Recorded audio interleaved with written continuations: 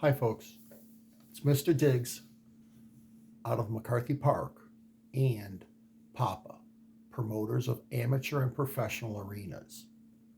I'd like to start today with conversations that happen with Pat McAfee. He is a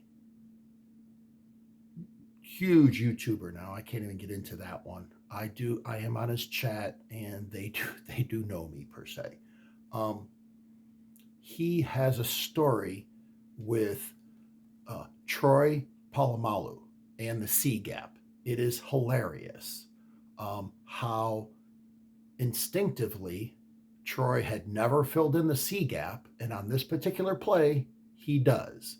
So you can check out the Pat McAfee show, and he will totally, it's on his commercials, tell the story of the C Gap.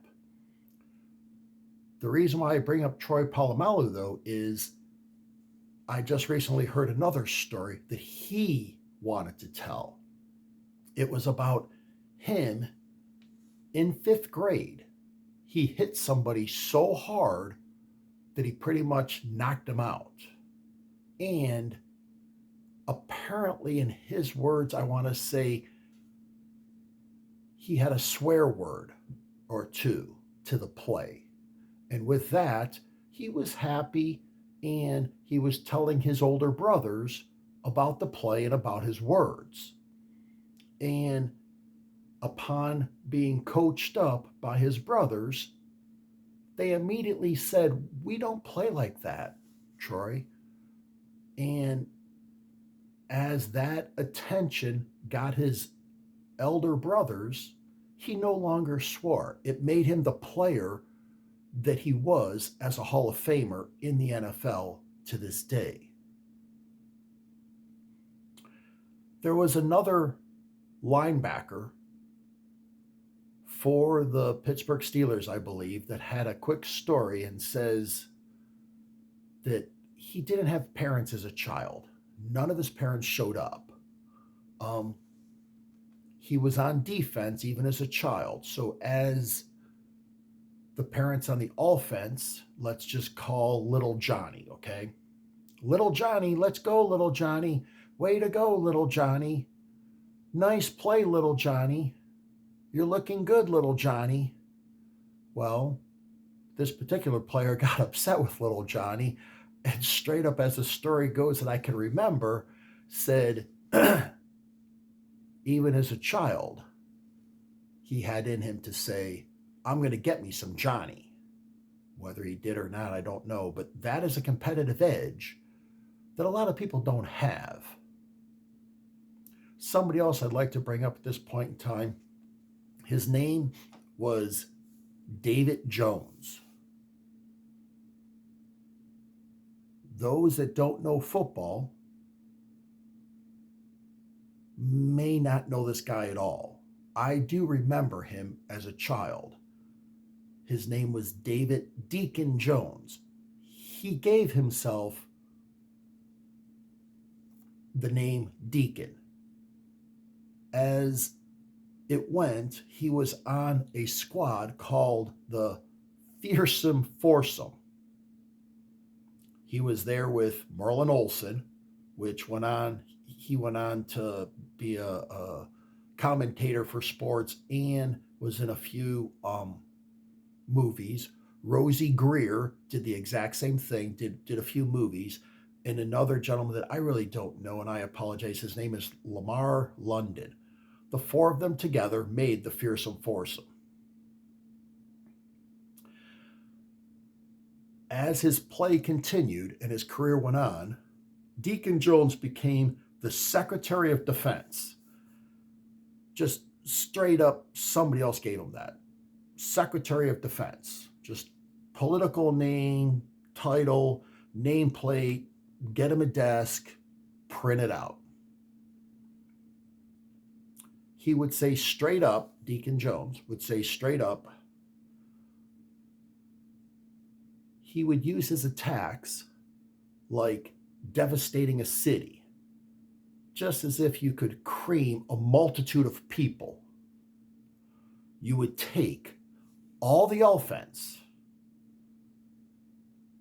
anybody you can, all the players, put them in one bag and just take a baseball bat to it. Just beat the little daylights out of them. That's all there is to it. Just beat them up. And that's the attitude of a very, very, very competitive person. At this point in time, I'd like to bring up something out of F. Scott Fitzgerald's book.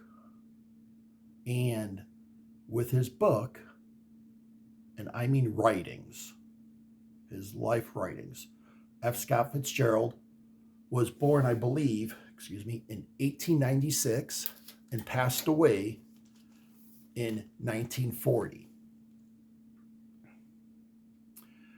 This was a quick little jog down, a note of his writings and quotes. When exactly it was written, I tried doing a rabbit hole on that one. I couldn't exactly find the date. If you folks can find it, I'd appreciate it. It's under F. Scott Fitzgerald. You will know the quote once you bring it up. Life is essential, and it's a cheat condition, and it's a cheat conditions are those of defeat, and redeeming things are not happiness and pleasure, but the deeper satisfaction that come out of the struggle. As the saying goes, to me, it seems like a cheat code for life. A cheat code. You can just straight up take the cheat code and learn from it. It's a simple coaching angle or a learning angle. A cheat code are those of defeat, and the redeeming things are not happiness and pleasure of life, but the deeper satisfaction that you went through it. These struggles are real. It happens a lot. As things come around once again,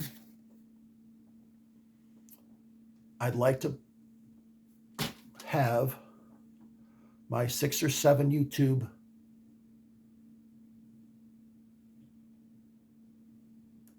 channels that I have come to love and get my general angles on Ukraine about.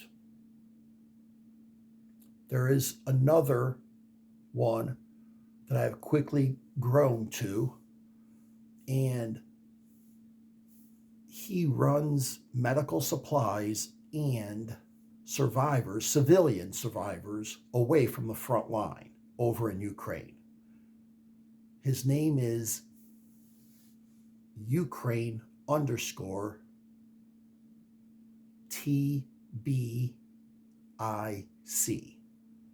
I think his personal name is Brandon. As it comes around, he's doing great work over there, and we should all appreciate him asking for funds. Thank you. God love you. Slava Ukraine.